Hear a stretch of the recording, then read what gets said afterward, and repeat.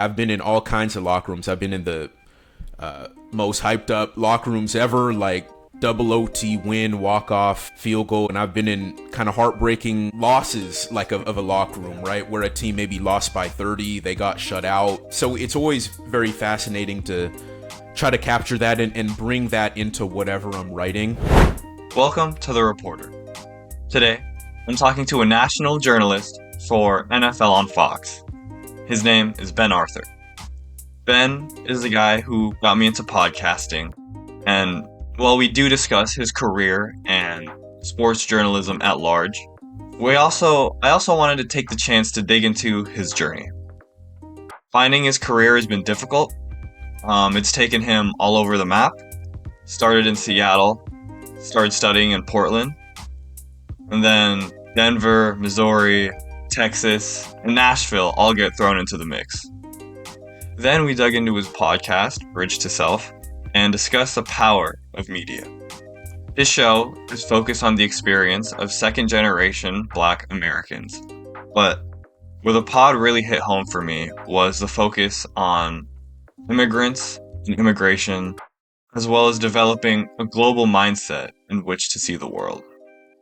We both shared our takes on the state of modern media and the need for good storytelling, especially at a time when, right now, there's all these disruptive advancements in communications technology and nobody knows what to believe anymore. As always, I hope you find something meaningful in today's show. You can find my guests and myself in the show notes, and always remember to rate, share, and subscribe. Enjoy. What do you do? Who is Ben Arthur, and why would I want to have this guy on a podcast about journalism?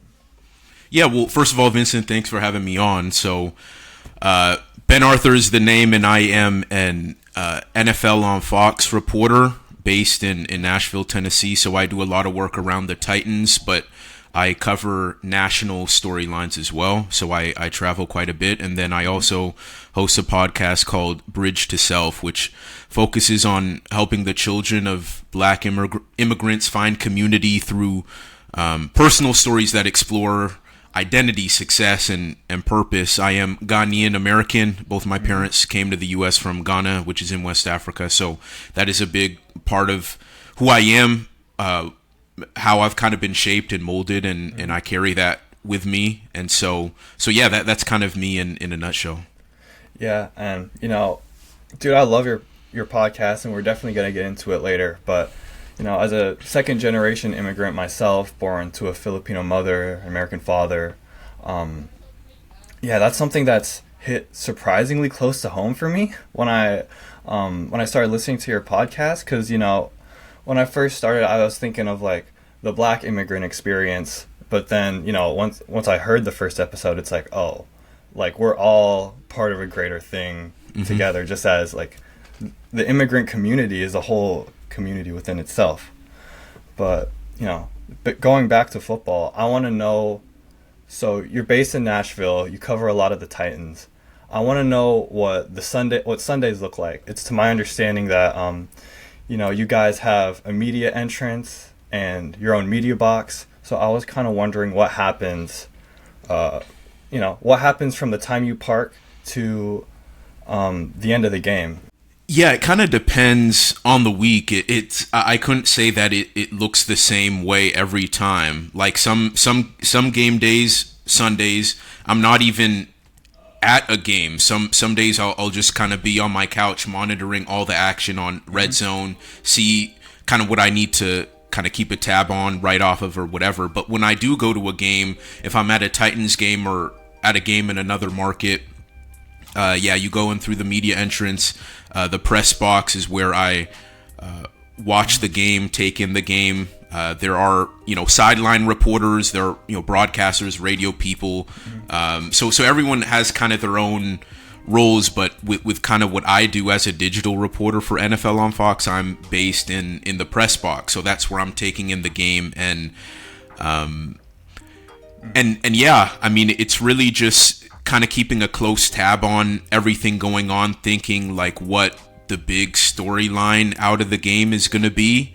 And with me working for NFL on Fox, a national platform, I'm thinking nationally, right? So like if I'm covering the Titans, like more likely than not, the angle is going to be like Cam Ward centric because he's the number one pick. That's who people, from a national perspective, will be able to relate to. Like, I'm not going to be writing about how the left guard looked, so to speak, right? Like, I'm not writing for that Nashville, for that local audience. I'm writing for a national audience, and so that plays a big role into like shaping like what I'm writing coming out of a game, the analysis I'm writing. So yeah, that's how that will usually go. We'll take in the game, head down to the locker room, the post game press conference. It's where the head coach and the quarterback, maybe another star player, will talk, and then they open up the locker room so you could talk to guys, and that's where you kind of get the best stuff, right? Like, guys are fresh off the game, win or loss. Like, I've been in all kinds of locker rooms. I've been in the most hyped up locker rooms ever, like double OT win, walk off, field goal, and I've been in kind of heartbreaking losses like of a locker room, right, where a team maybe lost by 30, they got shut out. So it's always very fascinating to try to capture that and bring that into whatever I'm writing.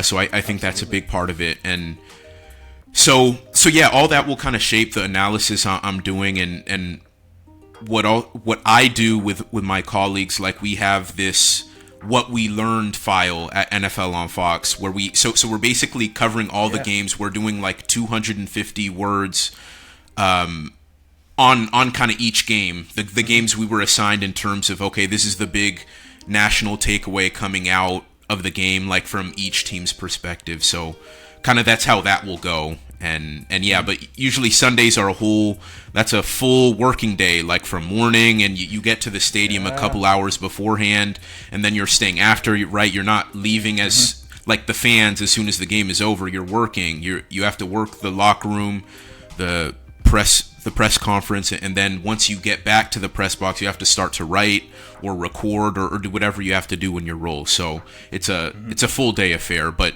to kind of go back to your original question, it does kind of depend on the day.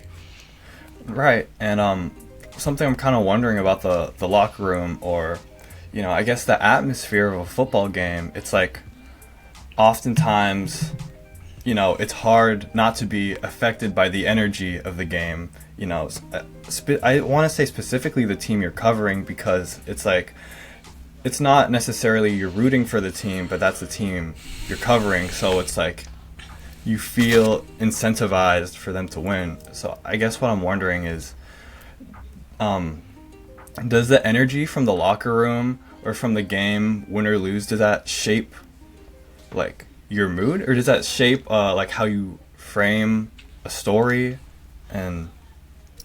Or do you try not to let the energy of a game affect you? I don't let the energy from the game affect me personally, because I think it's really important that as a reporter, you're not a fan, or at least you're not supposed to. I know that line has gotten a lot more blurred in recent years, just with like pure content creators coming into this space, but you're supposed to, as a reporter, you're supposed to be impartial. You're supposed to just kind of tell the truth, like what happened. Like if something good happened, you write about the good. If something bad happened, you write about the bad. You're supposed to kind of be neutral. And so that's always my approach from a personal standpoint. But you do want to capture the emotions of the game. Kind of like I was saying earlier, like if they just got a crazy big win, like, I don't know, beat the Chiefs or the Bills in double overtime, walk-off field goal or whatever, and they're blasting NBA Youngboy in the locker room, and guys are dancing, and that energy, you want to capture that into your storytelling. But also, if it was a terrible loss, guys are quiet, like you could hear a pin drop. Guys don't want to talk to you. They have their head down. The quarterback and the coach in the corner of the locker room having, talking in kind of hushed tones, like for 20, 30 minutes. Like all those are things you want to capture in your storytelling. So that does impact my storytelling, but it doesn't impact me personally. It shouldn't, as a working professional in this environment, as a reporter, it shouldn't affect you personally. I think that's really important to emphasize it. But you do want to draw on those emotions, what you're seeing, what you're kind of feeling in that regard, what you're hearing, and bring that into your work. Mm-hmm. And you made such a good point about, it's so easy in 2025 for that line from journalist to content creator to just absolutely be blurred. And, I want to say that almost that's, it's hard. I want to say for an independent, for, freelancing like me, just someone who's like just starting out, to be fully all in on the side of journalism, because like one big side of it is there is a lot of stuff you want to tell your audience. There's a lot of important news to tell your audience, stuff surrounding the media, but then there's also, you want people to actually listen to it. So, capturing the emotions of the athletes is a big one for like humanizing a story. And other than that, I guess, what advice would you give to someone who wants to be a sports journalist, or, is thinking about, I want to cover the NFL. How do I do that? So I was wondering, how does one get into this business? Yeah, I think it's just kind of going out and doing it. I think especially now there are so many different ways to do it. Like how I did it was I got involved in the news outlet I had on my college campus at the University of Portland in Oregon. I got involved with the Beacon, which is the student-run news outlet there, and got hired as a sports reporter. And I just went out and was doing it. I was covering basketball games, I was covering soccer games, I was covering baseball games, and you learn to kind of interview people. Like, you learn how to cover games, you learn how to write features, you learn how to approach interviews, you learn how to approach breaking news. I mean, it's just kind of like going out and doing it is kind of the biggest thing. And there are so many ways to do it now. Like, I think, like, some people in like some hardcore traditional, maybe foundational journalists don't love the explosion of, all these content creators getting into this space and all these blogs and A to Z, or just all these different platforms that can allow really anyone to do the job, so to speak. But I think if you're committed to it and you approach it the right way, and maybe you come from a situation where you couldn't have that formal journalistic training, that could be an outlet for you to kind of break into the space. Like, I know a lot of people who don't have that formal training, but they've been able to work their way up to covering the NFL just because they were passionate about sports, and they were able to get on with one of those online blogs or whatever, and they did a good job and kept working at it, kept working at the craft, and started to get more and more access over time because people, like teams, saw that they were actually committed to doing the work. And so I think there are so many ways to skin the cat nowadays, but I think it's really just about going out and doing it. Like, if you're a kid in college, like, looking to see if there's a radio station on campus, if there's a magazine on campus, if there's a newspaper, a news outlet of some sort on campus. And if you're maybe past college and you're still trying to find a way to get in, there are like these fan sites and these blog sites that you can get involved in, that you can kind of start to figure out, okay, like, how this actually works. And so I don't think there's any one way to do it now. Back in the day, like 20 years ago, maybe there was just one way to do it. But now I think there are multiple ways to do it. I think it's just about kind of what you're looking to get from it, and just kind of executing on that, because there's so many platforms, so many means to kind of get to that. Yeah, and I guess one thing I kind of wanted to touch on, but seems like we covered, is the paper ceiling in journalism. I guess the only experience I've had talking to journalists is you and my professors and my buddies who are also into journalism. So I haven't had much experience in seeing other reporters and how they operate other than consuming their media. And it's like the paper ceiling used to be a super big barrier, and it seems like especially for journalism, because college is where you get those news writing opportunities, learning how to approach an interview and stuff like that. And yeah, as I guess a younger generation, it's been thrust upon us to embrace the internet as a means of like recognition, as a means of professionalism, because it's like you said, it's so much easier for someone who doesn't have the same access to a four-year college or a community college. It's easier to just do what I'm doing now, just pick up a cheap camera, pick up a cheap mic, and just start doing it, And one of the things I guess I really believe is that, the better your content is, the more likely you are to get recognized for it. And so much of it is virality, but if you get that one moment and you've built your channel, you've built your network on a solid foundation of genuinely good content, I think that's an amazing way to get noticed. However, I did want to talk more about your college, because I know you had a really, I don't want to say life-changing, but more of like an eye-opening experience at the University of Portland, because your mentor, because you said you had a really good one at the University of Portland who kind of just threw you into the fire and really prepared you for what you're doing today and just the world of sports media. So I want to know what does the importance of a mentor, what does that mean to you? Yeah, I think mentors are everything in terms of kind of showing you the way. And I don't think mentorship always has to be like one person that you can always touch. Like especially now with YouTube or influencers or whatever it is, people you can kind of attach to online because they speak to you in some fashion or way, and really taking the game, the gems from that and applying it. I think that's still mentorship, even if you can't necessarily touch them.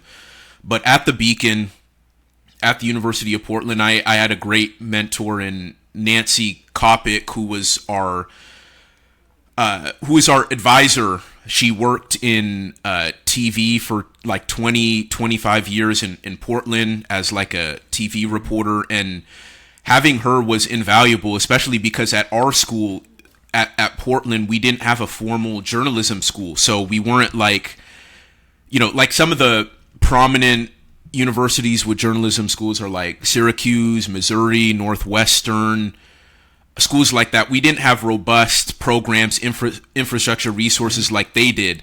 But because we had a great leader in Nancy, who was always pushing us and challenging us and getting us out into the campus community and reporting and everything, I think just going out and doing it is like the biggest teacher, right? Like, I think that formalized like in the classroom learning, it's, a lot of it is theory, but a lot of it is limited. Like, you're not actually pushing the envelope. You have to be a reporter, you have to report. You have to actually be doing it. And Nancy was great about helping us in terms of, pushing the right buttons, getting us thinking. But she was also kind of hands off too. She let us kind of figure it out too. She wasn't holding our hand. She challenged us, but she wanted us to go out and do it. But it wasn't just her that I had at the Beacon. I mean, especially my class or the class right below me, like that 1 to 2 year group of kids who were at the Beacon with me, like we had some real heavy hitters. Like we had Malika Andrews, who covers the NBA for ESPN. She's on TV all the time. She's one of the faces of their NBA coverage. Claire Duffy, who covers business and tech for CNN. another colleague of mine at the Beacon, Rachel Ramirez. She doesn't work for CNN anymore, but she used to, and she was covering climate and climate change. So we had we had a really talented group and we pushed each other too. So like we didn't have the fancy resources that kids at other schools had, but we had a great leader, and we all of us kind of had like the want to like be a reporter and like learn the craft and do it. And so while Nancy was a mentor to me, I'd say Malika was also a big mentor to me in terms of she was actually the one who got me to work for the Beacon in the first place. So so I have to give big credit to her and to Claire, two good friends of mine. And but back to like my main point of like mentorship can take so many different forms. But I think especially as you are trying to figure it out early in your career or still in college, having that person who has done it before and who could help guide you, not just kind of lay out the path for you, but kind of be there for support, but also encourage you to go out and figure it out for yourself. I think that's super important. Mm-hmm. And I guess like tying that back to teams, or like sports teams, to your point about everyone pushing each other and under excellent leadership, that just sounds like a playoff NFL team where everyone's bought in, and then you got all the heavy hitters who result from that because they've had such an excellent experience in where they've been, so they really know how to set themselves up for the future. How did you know that you wanted to tell stories when you got to school, or did you know what you were going to do when you got to college? And how did you kind of figure out that you wanted to be a writer and a sports analyst, or I guess a sports reporter? I didn't necessarily zero in on it by the time I'd gotten to college. It was kind of at the back of my mind, right? Like growing up as a basketball player and, coming up in school and the love I have for the NBA, hearing the broadcasters and everything, I thought that it could maybe be something, but I didn't go into college sure that was going to be my track. I actually started out, I think it was like I was majoring in like psychology or something like that, because I was really fascinated with the mind and everything. I didn't know exactly how it was all going to come together, but what I realized eventually was it was kind of like that passion I had for broadcasting from watching folks, and also psychology, the mind, the mindset, and kind of combining that into one.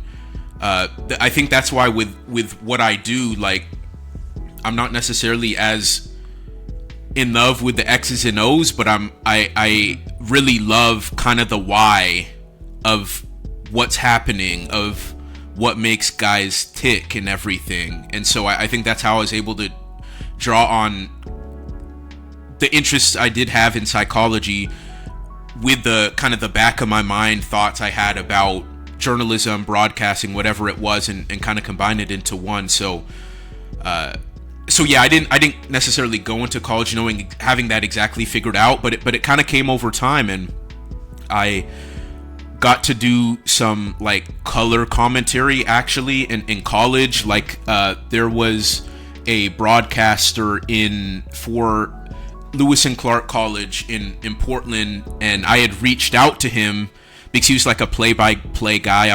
I just wanted to kind of pick his brain, and he was like, "Why don't you just get on the call with me?" I was like, "Oh, like dang." So I actually did that for a couple games, and then after that, that's kind of how I got into the Beacon.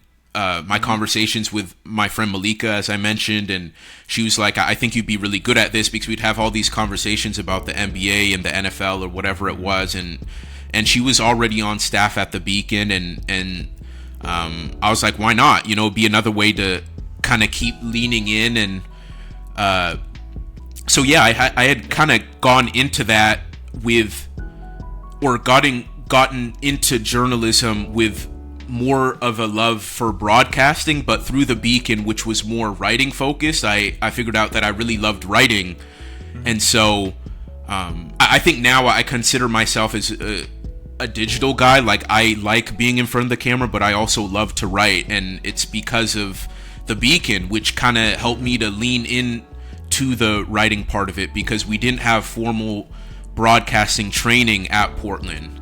Something Malika and I did though was we actually started a podcast called Arthur and Andrews. Like, we loved watching Stephen A. and Skip Bayless, like from those, way back when they were on First Take together, and we wanted to do our own thing, Arthur and Andrews going back at it, and it was actually a big hit on campus, and we loved doing that. And so I was able to kind of dabble with being on camera while at the same time honing in on the writing skills, and really leaning into those stories, as I said, that where I was able to focus on the why, what makes guys tick, the culture around certain guys, like documenting their journey on top of the game itself and the analysis and all that. So that's kind of how I got into it. I've always liked writing, but I've taken a similar route where it's like, what I care about most about this industry is totally the human aspect of it, and even like zooming out into a societal view is just like, how do we view things as a collective, and what makes players or people tick, what gets people fired up, what bums people out. You talked about Arthur and Andrews. I was wondering about on campus. First of all, I want to know when that was, because I want to know like where the technology was at then, but I also kind of want to know like how long did it take to get comfortable in front of a camera and a microphone. So I graduated from high school in 2013, and so I joined the Beacon my junior year, actually. So it actually took a while. So 13-14 was my freshman year, 14-15 was my sophomore year. So 2015, at the end of my sophomore year, I got hired, and then I started my junior year. So that was 2015. And so when my first year at the Beacon, so as a junior at the University of Portland, it was our last year for print. Wow. We went all digital my senior year, and I think we were one of the first college newspapers in the country at the time to go all digital. So that kind of gives you a taste of kind of where things were at. Like, we were just starting to sorry, there's a fly. We were just starting to migrate off of the print focus. Like, I had, as a junior, that first year on staff, I had those stories that I could, pick up the Beacon on campus and look at what I wrote. Oh, yeah. But then my senior year, that went away. We went all digital, and that's when we leaned in on the podcast stuff and doing Arthur and Andrews and other stuff like that, because we were pivoting to that all digital approach. And that's what the future was then, and it still is now. We're in it, obviously. There are some nuances to it now as it continues to evolve, but that's kind of where the landscape was at that time. So yeah, 2015 was when I joined the staff at the Beacon. I joined as like a general assignment sports reporter, and then my senior year I was like a senior sports reporter / analyst. I think that was my formal role. So awesome. Yeah, it reminds me of like the first college job I worked. It was all I did, I was a vice president of public relations, but all I really did was like schedule out social. It was for a small, like, it's called a Residence Hall Association, where it's basically we just put on small time events and stuff, and my job was just, getting publicity out there, making sure people knew about, what's happening on campus and stuff. So, I mean, I just thought that was funny. It's like, you get this super esteemed formal title, but, you're only like, I was 18 years old at the time. You're like 20, 21 at the time. So it's kind of a funny juxtaposition. But one thing I want to know is what happened after college. So, I assume you graduated from the University of Portland, and I kind of want to know like where your rudder was steering after that. So I graduated in 2017, and I had a post-grad internship with the Sports Journalism Institute or through the Sports Journalism Institute, which helps women and minorities get into newsrooms. So I was one of 12 or 13 students in the country who got selected for that program, which was really great to have. We did like a formal boot camp at the University of Missouri where we did like deadline writing. Like we drove out to like a St. Louis Cardinals game and we had to cover the game and write a story at the buzzer, so to speak. And we would cover, I think the Stanley Cup was going on at that time, and so we had to watch it and again file a story at the buzzer. So I got through that. I got a lot of the formal training that I didn't at the University of Portland. So that was really good in that way. And then after like about a week, I think it was, we all had our internship sites that they put us out to. So all 13 of us, we congregated at the University of Missouri. And then after that week, we all had different locations we went to. And so they put me at the Denver Post. And I was a sports intern at the Denver Post for that summer in 2017. So I helped out with Denver Nuggets coverage, Colorado Rapids coverage. I think those were the two teams I ended up focusing on. I didn't really do much Denver Broncos or much college like Colorado State or CU. It was mainly Nuggets and the Rapids. Like the NBA at the time was like what I wanted to be in, and Rapids was actually my biggest opportunity because like the Rapids reporter had some stuff going on, and so he actually wasn't around for a big part of the summer I was there. So I ended up being our kind of de facto Colorado Rapids reporter for a time, which was great experience right out of school, right? And so but so that was great. I think it was like 8 weeks or so, but they didn't offer me a job, and so I ended up going back home to Seattle, where I was doing freelance work for the Seattle Times. I was like a videographer, honestly, helping out with Washington, with UW football and basketball coverage.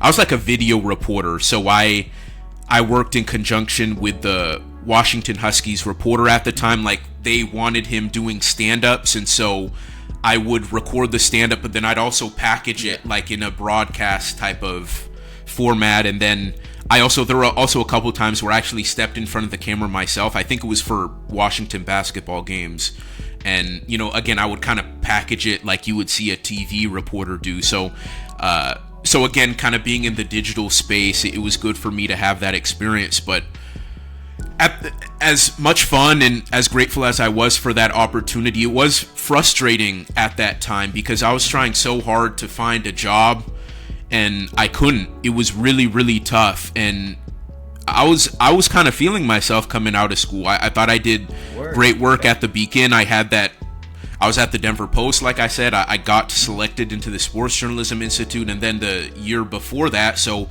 after my junior year, I had a TV internship at the CBS affiliate in Portland, and so I felt like I had a great resume on paper for a kid coming out, but it was just so hard for me to find a job. I couldn't tell you how many jobs I applied for, probably 100. Got so many rejections, all those automated emails or interviews that wouldn't go anywhere, like folks saying, that they would get back to me and never got back to me. So I went through all of that.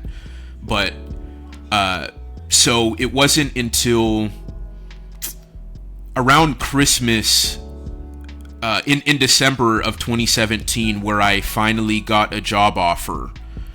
So I had graduated in May, and so I was finally getting a full-time job offer in December. So that kind of tells you how long I was waiting before something actually happened. And so the Laredo Morning Times took a chance on me in Laredo, Texas. That's in deep South Texas, right on the border with Mexico. So I lived like 5-10 minutes from the border. And yeah, that's kind of how my professional career got started. But yeah, that's kind of the beginning of it. And I want to hop into Laredo, Texas briefly, because I know that it's from your story has been super hectic. As a young journalist trying to get noticed, like it's not easy, like you said. And And I think I just love how candid you're being, because it really goes to show what kind of work it actually takes to succeed in the industry. And it doesn't only take the effort, it takes time as well, and you might not get everything you're expecting to see right away, but you know, you worked hard at it, and you really wanted to do it. And I get it's a matter of passion, I guess. At that point, it's like, how bad do you really want it? I guess, like, flip-flopping before I get back to that, I just wanted to you said you grew up on the NBA, you love the NBA. I was just kind of wondering if you had the same love for Stephen Harlan that I do, because his work is probably some of my favorite, like some of the best broadcasting I've personally ever heard. Yeah, Steve Harlan, Marv Albert. There are so many guys. I mean, Stuart Scott, rest in peace, who was doing stuff with Sports Center, like the whole Booyah and his, you know, bringing like urban culture into like what he was like, bringing his authentic self to like delivering game highlights and stuff. So it wasn't just the people on the call for the game, but it was people working at Sports Center at the time, which was probably the heyday for Sports Center and everything. And so I looked up to all those guys, and that goes back to like how I was saying earlier, like with sports journalism, at first I really wanted to be a broadcaster, and it was because of those guys I was hearing in my living room growing up, watching the NBA with my dad and everything. I loved all those guys. I couldn't say I have like the same experience when it comes to just listening to broadcasters, because oh my I'm a big football fan, so you know, every Monday night it's Joe Buck and Troy Aikman, so I had, you know, me and my dad constantly had something to complain about. But thinking about sports now, other than that, I want to know what was the hustle and what was the grind like from the transition from Seattle to living in this deep border town where, you know, you're a total outsider. And I feel like most people would feel the same way going into a totally different environment. Like if you flipped the script on its head, someone from Laredo coming to somewhere like Seattle. But I was wondering, how was the transition period, and what was kind of like the chaos associated with that when you were in Texas? People thought I was crazy, for sure. Like, I think my parents probably thought I was crazy. Family members, people asking me, like, what are you doing going to a border town? Like, have you heard about kind of the drug stuff going on, the cartel and all that stuff? Like, all people saying stuff, and they don't really know kind of what's going on. It's just what they hear on the news, right? And you can't really blame people. And so yeah, people thought I was crazy. And so that was one part of it. And then, yeah, getting there, I mean, it was just kind of figuring it out. Like, I was 21 at the time, and yeah, I remember I first moved, like, I went out there by myself. I actually stayed in one Airbnb for like a couple days. So those were my first couple days in Laredo. Like, I didn't get to get a landscape of Laredo before moving. I just got up and moved. So I had just my couple suitcases, and I stayed in this Airbnb, and that gave me a little bit of time to check out Laredo as I was like trying to get acclimated to the job. And then I ended up, for my entire duration in Laredo, I stayed in like a long-term Airbnb where I was actually paying by month, like it was rent. And so yeah, I'm really grateful to the lady I stayed with. You know, she was almost kind of like a big sister, so to speak, kind of helping me with that transition. I rented out a room of hers, and but yeah, I mean, I definitely felt isolated. I mean, I had no family anywhere close. I mean, the closest family I had was in Dallas, which was like a 6-hour drive. Wow. And it's like a Mexican city in the US. I don't know how else to say it. I mean, it's like 99% Mexican. And so being black, even if you're like white or Asian, whatever, like you would stand out. So that was really interesting, navigating that. but I did. There are a lot of kind, great people there. One thing about like Mexicans and Latinos, like they really value family and loving people, loving their neighbors, and which I could really vibe with just with my family, knowing my family's background, like in Ghana, and the importance of family. So people opened their doors to me. I remember one guy. I'm spacing on his name, but he was actually an assistant with the Dallas Mavericks, and he was from Laredo. And one of my mentors, who was working at Sports Illustrated at the time, he had a relationship with this assistant coach, and this coach had reached out to me to welcome me to Laredo. Like, hey, if you ever want to go to my parents' place to have a home cooked meal, you're more than welcome to. So that was kind of the love I received. Built a relationship with this one family in particular.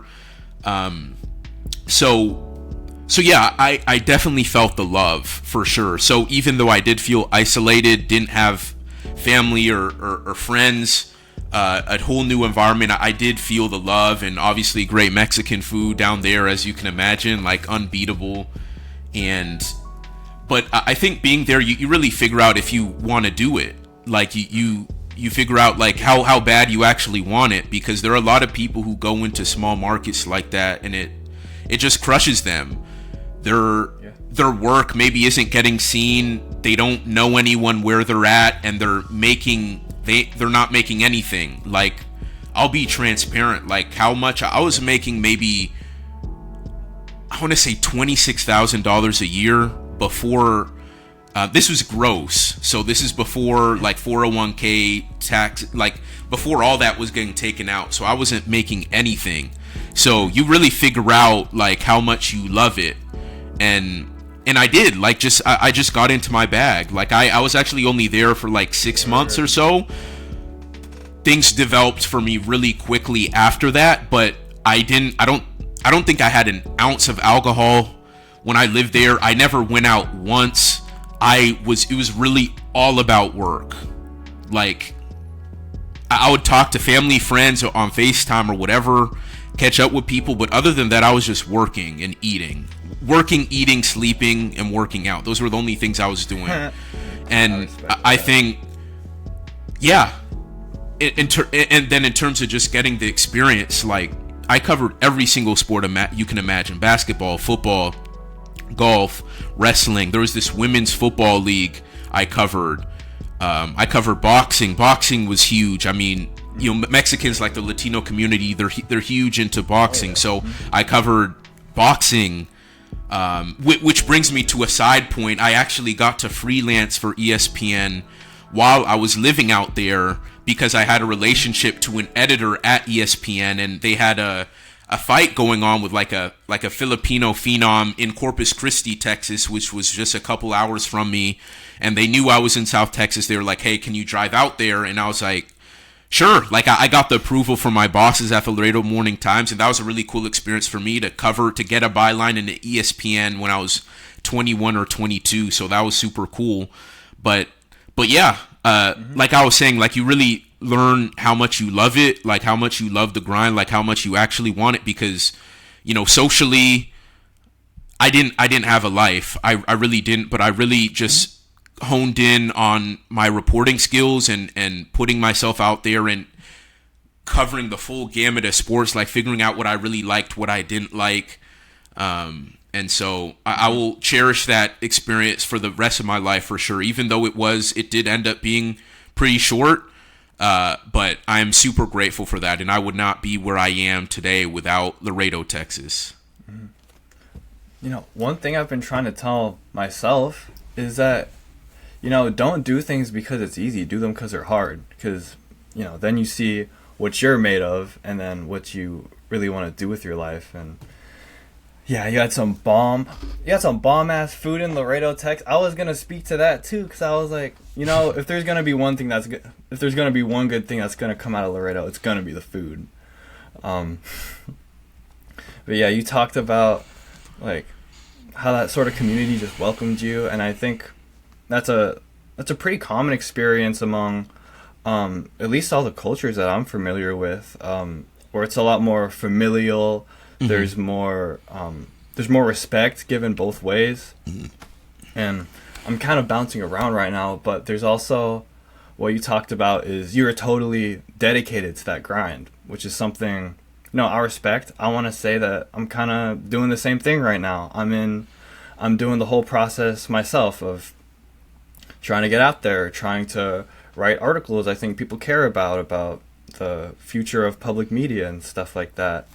And if I'm being completely candid, this, like, recording, being in front of a camera, interviewing people and talking to other people about work like this, it's a lot of where my socialization skills have come from, dude. I am not a social person usually whatsoever.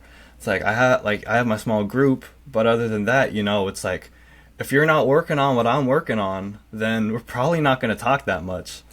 So I totally understand that from a hustling perspective of, like, you got to get done what you got to get done. Something I say, if you're not busy living, you're busy dying. It's just like, if you're not that's a good line. If you're not building towards something, then what are you trying to build, But going back to the culture of people, said Laredo is super welcoming. Before we get into your show, Bridge to Self, I was kind of wondering if you got a decent perspective of any second generation Mexicans you might have seen in Laredo, Texas, and how you've drawn on different experiences from your life in order to create a show like Bridge to Self about second generation immigrant intersectionality. Yeah, pulling from different people has been everything, and I think when you are a second generation immigrant, like when your parents are from another country and you're kind of like that first generation to grow up in the U.S., I think naturally you have more of a global mindset. I think we were talking about this yesterday or the day before. In terms of, like, you see the world for kind of as it is, right? You because there are a lot of Americans. They can get so stuck in kind of what's in front of them and what's happening in the U.S. Like, they can't think beyond the U.S. almost. And the U.S. is obviously kind of maybe number one in terms of influencing the rest of the world and how the rest of the world moves. And so I guess maybe to a certain degree there is some validity to that, but you still kind of get pigeonholed because you're not able to think outside of the privilege that you have in the U.S. And so I think naturally when you are the child of immigrants, like, you can, like, you not only think about where your parents are coming from, but you think about the globe in a different way. You have maybe more cultural sensitivity, more empathy for other people and where they come from and their backgrounds and their experiences than maybe some people here who just look at them as outsiders, right? Like they maybe can't, it's harder for them to maybe develop that muscle, so to speak. And so I would say, generally that my whole life has kind of fed into that and played into that. With the formation of Bridge to Self, it wasn't, I wouldn't say like being in Laredo maybe was an instrumental role in creating Bridge to Self, but yeah, I mean, as you can imagine, there were a lot of second generation Mexicans there. I mean, a lot of kids there who were navigating interesting situations at home, like with maybe having parents or grandparents across the border, or their parents at home, or whoever they had watching them at home maybe not being able to speak English all that well, and them having to serve as that bridge, maybe even at a very young age, to the American world. Something that, regardless of kind of the culture you come from, like as a second generation kid, like that's probably something you can relate to. And so, but yeah, immigration was definitely a massive issue that people talked about constantly. Like, I remember working for the Laredo Morning Times, immigration issues were constantly on the front page because that's what you dealt with. And I remember there were several times, or whenever you're like driving up north, so like a lot of times I'd go to San Antonio. That's where a lot of like the state tournaments and stuff would be. And there's a certain checkpoint you have to go through before you can continue going. And you would see like posters or like billboards or whatever of people who were wanted for, who had maybe, crossed the border illegally or were considered dangerous or whatever. And, they had these officers like come on to, like, I would take like the equivalent of like the Bolt bus in Seattle up north to San Antonio. And they would check your IDs or whatever to make sure that, that you could go. And so that's a very real reality down there that kids deal with it. And there's probably a lot of things that they won't talk about on the record that's probably kept in-house in their families with close confidants because of the sensitivity of the matter in terms of like, oh, do they actually have their documentation or not? And I could imagine that's even more so considering with the climate of the country now. And so yeah, I mean, that's a very real part of the experience down there. But it didn't necessarily play into my decision to start Bridge to Self years later. But yeah, all of that was kind of more touch points to like my overarching experience that ultimately did lead to me creating the podcast. Mm-hmm. And thinking about everything from a global mindset, it really does open up a whole new world of, what people do we talk to and, what do we talk about? The U.S. is, probably the greatest influence on our world today. Because, they've amassed a huge empire. They've amassed so much wealth. So it's easy for Americans, I mean, myself included, it's recognizing your own privilege is something that's super hard to see at times because you look around at people around you who you assume to be living similar lifestyles, or there's maybe like poverty has a different definition here than it does in other countries. For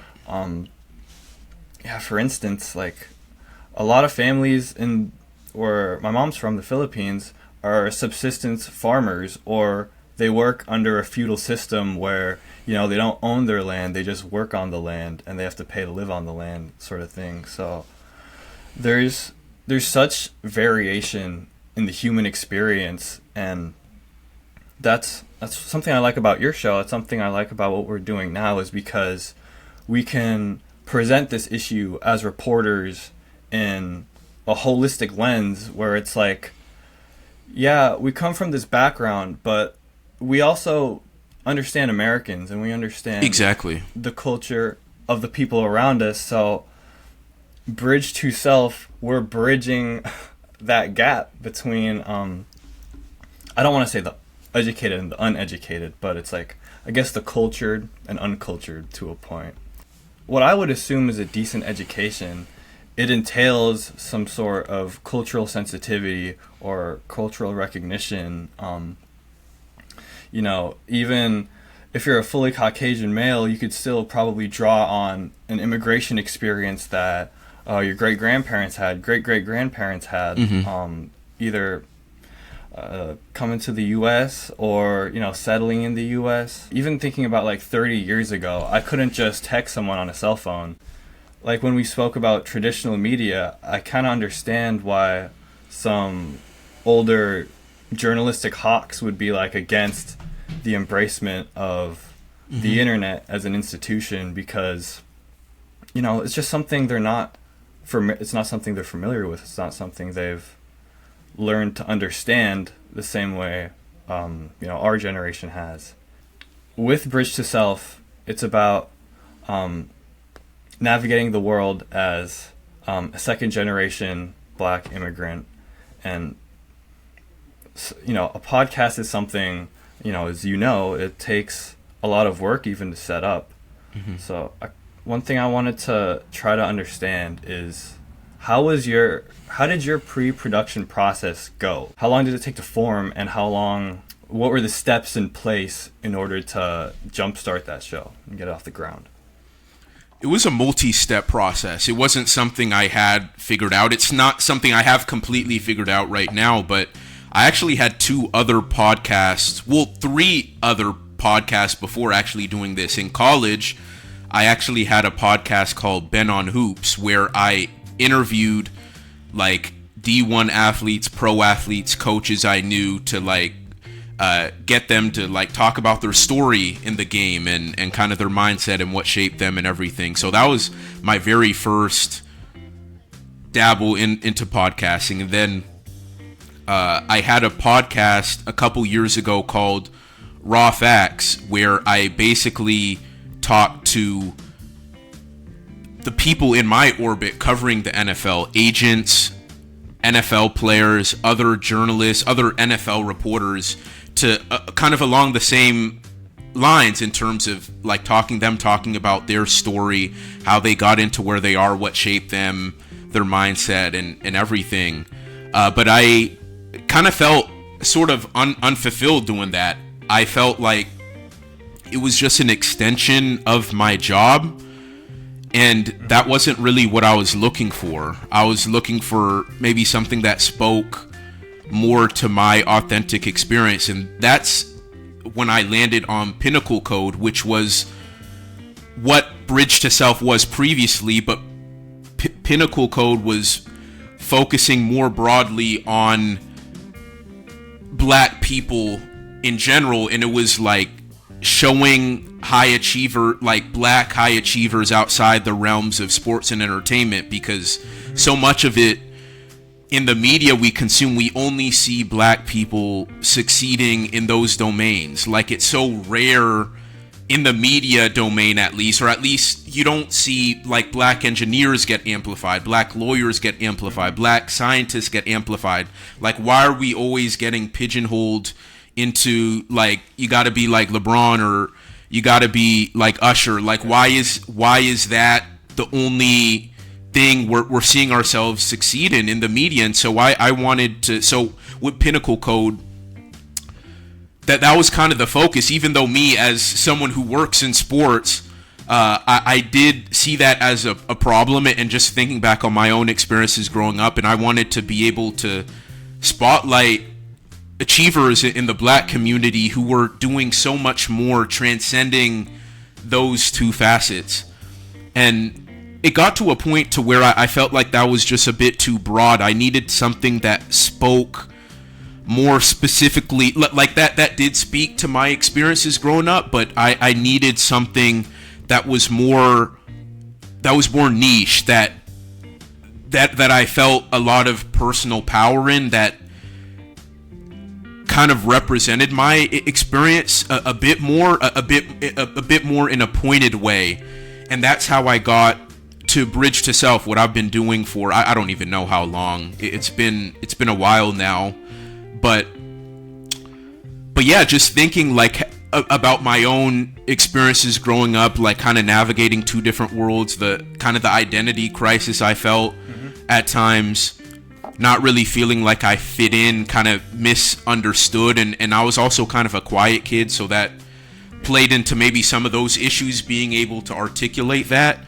But at the same time, like, I had looked at my experiences growing up and just looking at the landscape now, like I didn't see a platform for immigrant kids to talk about some of those issues and kind of that discovery of self and kind of figuring out who you are, like balancing the hopes and dreams of your parents and their hopes that they have, maybe coming from a different country, with the hopes that you have for yourself, and maybe trying to find yourself within that. And yeah, all of that led me to what I'm doing with Bridge to Self right now. And so it is, yeah, it does maybe focus on the children of black immigrants, but you said as a kind of Filipino second generation kid, like you're able to relate to that as well. And I think second gen kids in general can relate to a lot of the things I talk about, even if maybe I'm taking like a black perspective on it. But I do think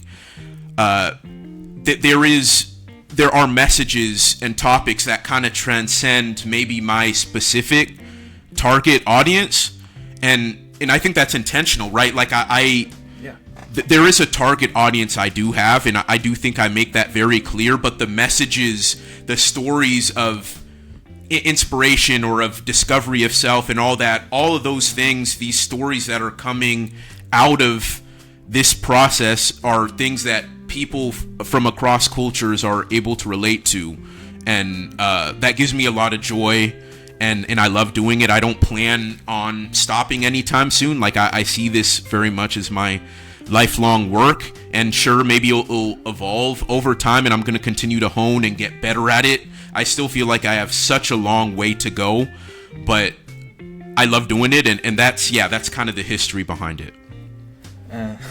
It's really funny because when I was listening to your show and I was thinking of questions to ask, I was kind of in a state where it's like, okay, should I ask this or this? And then I think again, and it's like, I should ask a therapist this. I should not be asking the guy I'm gonna have on my podcast about, unpacking family trauma and stuff like that. So I totally recommend it to any second generation kid or any second generation person for that matter, just because it's easy to get lost in finding your identity, and I feel like that's something that's done a lot on Bridge to Self, is not only building who these great characters are, who these role models are, but how have these people affirmed their identity? Like you had I want to say fairly little recent episode where you talked about Tyla, about her experience at calling herself a colored woman, and Americans freaked out about that because it's a no term over here, but that's just a culture. That's what she's always been, and being attacked for your just for existing, for your identity, it's a really rough experience, because taken the wrong way, it can send you plunging into this identity crisis where it's like, really, who am I? And yeah, like you said before, you speak you don't really speak much of the language your parents are from. Like, you don't speak the language your parents are from.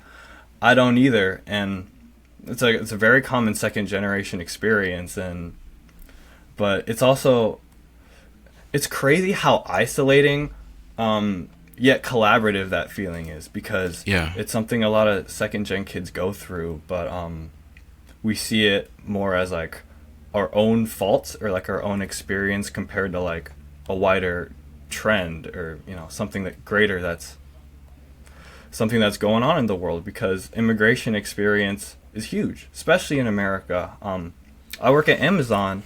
At least half the people I know there are immigrants, and don't have a great grasp of American culture, and that's fine, but some Americans just don't understand that or see that.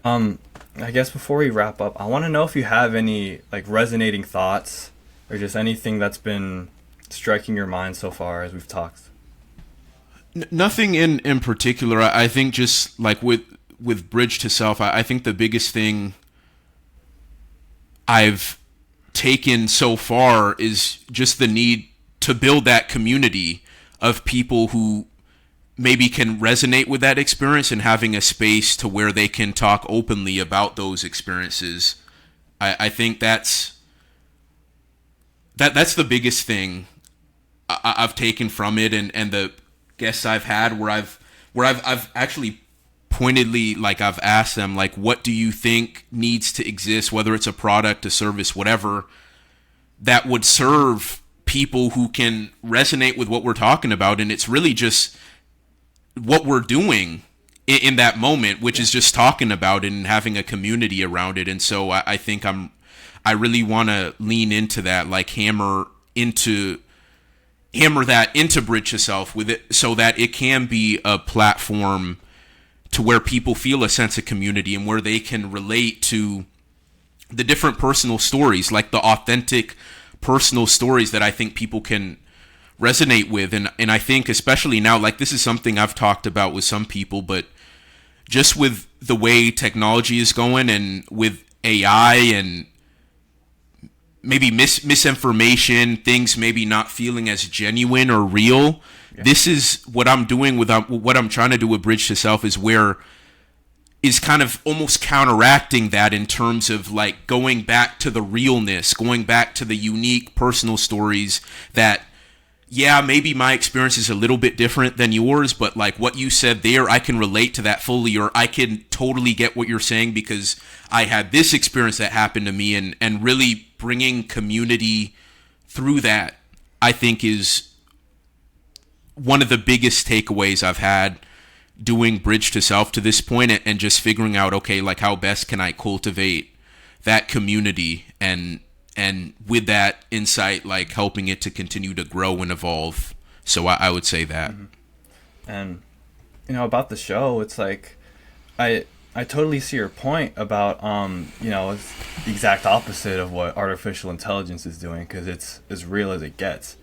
And that might have been, like, that, along with intersectionality, may have been, like, one of the most stark takeaways I've had, is that it's just how real the show is. And, you know, we're all humans with our own experiences, and one of the biggest things they teach you in the newsroom is that storytelling, like telling a story, is one of the most powerful ways to convey a message. Yeah, and I think you do it really well. And thank you, dude. I can't wait to. The way you talk about it, it's obviously a passion project, dude, and I respect the hell out of it. So I can't wait to see it blow up sometime, man, because I mean, I'm an avid podcast listener. It's a really good one. I appreciate it. It's one in my regular feed now. Well, I appreciate that. Vincent. And I just wanted to say something off of what you said about how you've learned, or what you've been taught, like how media is such an important, or storytelling is so important. I think media is arguably the biggest, the most important force on Earth. I think it's the most powerful force on Earth. You see the richest people in the world controlling the biggest platforms, whether you look at Meta, whether you look at X, whether you look at TikTok. Like, the desire, like, it's not a coincidence that the richest people on the planet that want to control the media platforms. They want to control the narrative, because storytelling is so important to the human experience and how we perceive the world, how we take that in, and as a result act accordingly because of the media we consume. And so none of that is a coincidence, and I think that plays into why I'm so passionate about what I'm doing, and I love doing it, and why I'm excited to where it's going to take me, because I do know media is so powerful. And as someone who's been able to work in media, right, maybe specifically in the sports domain in my career to this point, but I definitely recognize the importance of a media platform, and owning your platform and having the IP and everything, because otherwise, your narrative, your story is going to be defined by someone else. And I think with Bridge to Self, this is a way for me to kind of take control in a way, but not just have it be about me, right? Like, it's about highlighting a particular experience, but in a way that empowers people to help them dive more into themselves, and as a result, like, be more of a plus to the world. So I just wanted to add that too.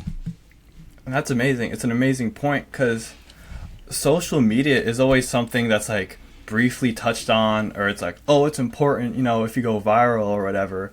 But we look at the consuming habits, or we look at the media habits of consumers, and so much of it is spent on these social media platforms. Yeah. Which, you know, you could obviously debate about the health about that, but it's such an integral part to the media landscape now, and it's just, maybe it's not talked about enough because it's not something that's existed for 100+ years like the newspaper has, but it has such a shocking effect, because every post you see essentially is a headline, and there's a lot of stuff you could never see. Like when I started my Instagram account for my for my reporter channel for the reporter, I told myself to strictly follow like news or journalistic outlets, and comparing my regular feed to my news feed, the reporter feed, it has been incredibly eye-opening because you see because it's all headlines from accredited institutions like CNN, like Reuters. Those are probably my two favorites, and there's a lot of lenses in which to view the world, and you see people gravitate towards. I talked about it with Devin in my first show about news influencers, like what we talked about at like the top of the show. It's like people, the lines between journalism and content creation definitely have gotten blurred in the past 5-10 years. There's always going to be a market for good news and for good stories and for absolutely like Bridge to Self. Yeah, stories are core to the human experience for sure, and the cream of the crop will rise. Ben Arthur, where can we find you? And have you got anything in the pipeline right now? And what's going on? Yeah, so well, first of all, Vincent, thanks again for having me. I had a pleasure being on. And people can find me all over. I mean, I'm on X and Instagram most frequently. So that's at Ben Y Arthur. It's one word, so BenYARTHUR